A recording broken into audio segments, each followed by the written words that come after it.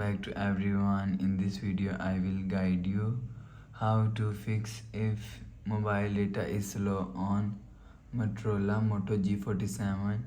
Let's start the video. If you want to fix this problem, so open quick settings panel, so just swipe down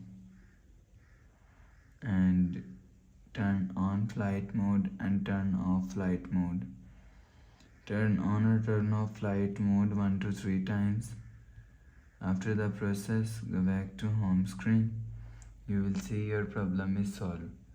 But if it not solved, if you want to fix this problem, so check your network.